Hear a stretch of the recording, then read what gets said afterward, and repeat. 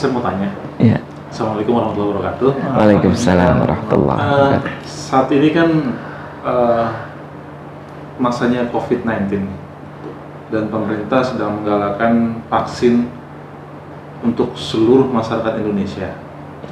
Nah, sekarang sudah mendekati, sebentar lagi masuk Ramadan. Nah, bagaimana kalau masyarakat, pemerintah masih buat vaksin buat masyarakat di bulan Ramadan? Hukumnya bagaimana, Ustaz?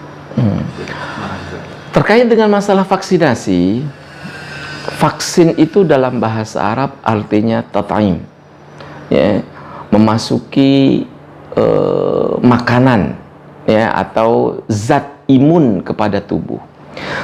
Tentu puasa itu adalah al-imsak anil muftirat, menahan dari hal-hal yang membatalkan. Apa sih yang membatalkan?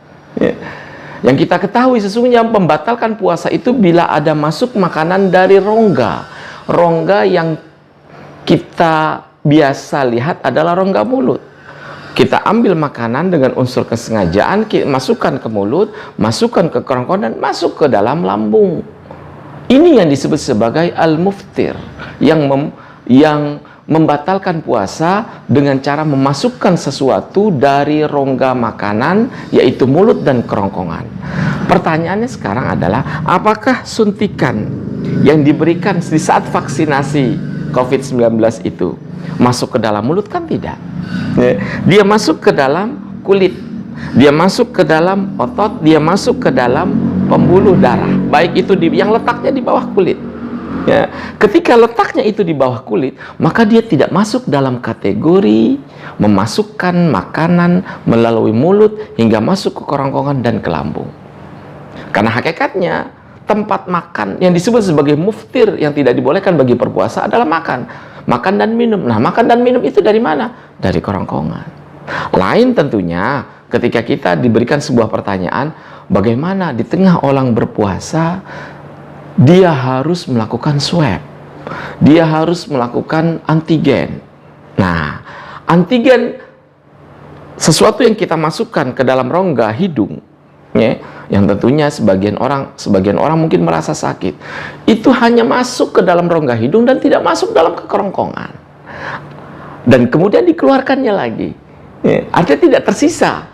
Seharusnya yang membatalkan itu adalah masuk ke dalam hidung, kemudian masuk ke kerongkongan, kemudian masuk ke kerongkongan dan ke usus, terus ke lambung. Itu yang membatalkan.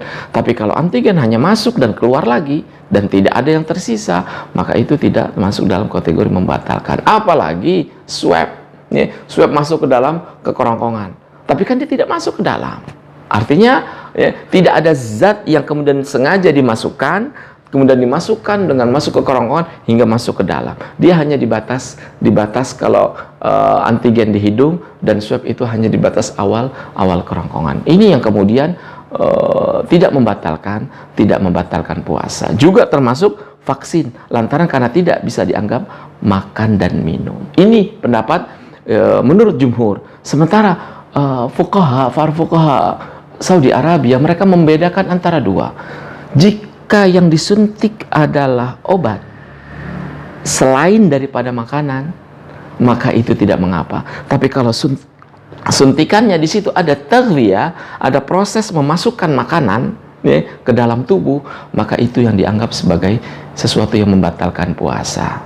Dikembalikan kepada para jamaah mana yang dipilih. Pendapat mayoritas yang membolehkan karena suntikan vaksinasi adalah bukan termasuk kategori makanan dan minuman, atau memilih pendapat yang ulama Saudi yang mengatakan dibolehkan tat'im, tapi yang tidak dibolehkan adalah memasukkan makanan dalam suntikan.